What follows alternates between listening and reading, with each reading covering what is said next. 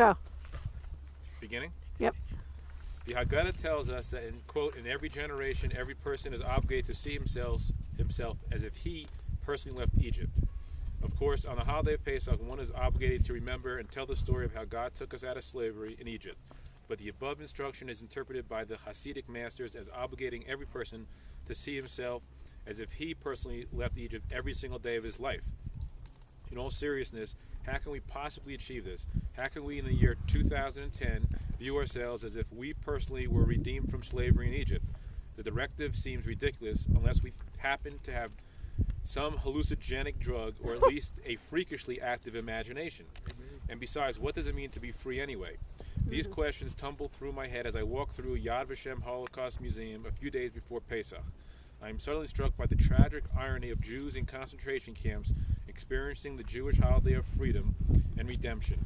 I watch a video testimony of a man in one such camp, 16 years of age at the time, who realized that it was Erev Pesach, and with his close friend recited the Haggadah by heart. His smile is reminiscent as he tells the story. I may never understand how he could smile, or, for that matter, how anyone could have celebrated freedom while enduring such brutal enslavement, stripped of one's dignity, separated from one's family, starved, tortured, and deprived. Yet they began, quote, "This is the bread of affliction that our forefathers ate in Egypt, even though we had no bread, not even the bread of affliction that our forefathers did have." Joyously, they celebrated the freedom of the Jewish people from slavery in Egypt. Longingly, they cried, quote, "Next year in Jerusalem," with unwavering belief that they would in fact be there. This was only one of thousands of stories of Jews who would do anything, smuggle matzahs, risk their lives, as we're doing now, smuggling matzah up here and risking our lives on the edge, to celebrate Pesach in the ghettos and the camps of Nazi-occupied Europe. On a simple, rational level, celebrating freedom during a time of enslavement being a gross understatement, makes no sense whatsoever. To understand this, one must throw logic out the window and realize that something much deeper and more profound is going on. Hasidims teach us that the exodus from Egypt is not simply something we learn about and commemorate, but something that we live. The Hebrew word Mitzarim, Egypt, has the same root as the word Mezarim, boundaries or narrow straits. On Pesach, we strive to experience our own personal redemption from our own Egypts. We liberate ourselves from the limitations that prevent us from being who we truly are, free ourselves from the self-imposed shackles that prevent us from reaching our true potential. We rid ourselves of the self-consciousness that causes us to be struck in our entrenched, narrow perspectives, unable to sort truth from fiction, unable to be in sync with our own true selves. And then we achieve this. And when we achieve this, we achieve true freedom.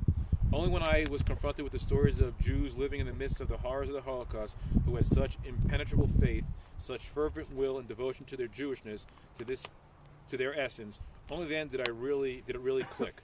Freedom is not dependent on one's external circumstances, rather it is an internal state of being. A Jew in a concentration camp could be more free than you and me, than a billionaire who has everything but is enslaved to a never-ending pursuit of material wealth. Freedom is not dependent on anything external to a person, but rather something that comes from deep within.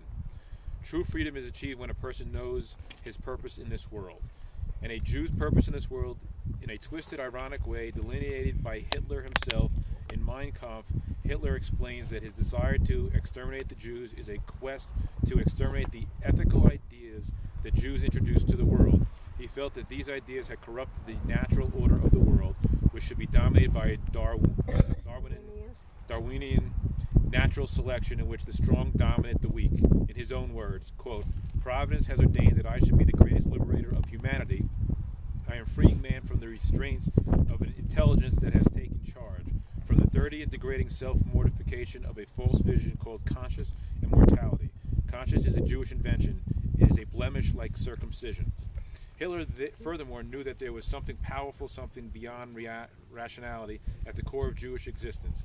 In a correspondence that Hitler had with Martin Bormann in 1949, he states, quote, "We use the term Jewish race merely for reasons of linguistic convenience, for in the real sense of the word, and from a genetic point of view, there is no Jewish race. The Jewish race is above all a community of the spirit.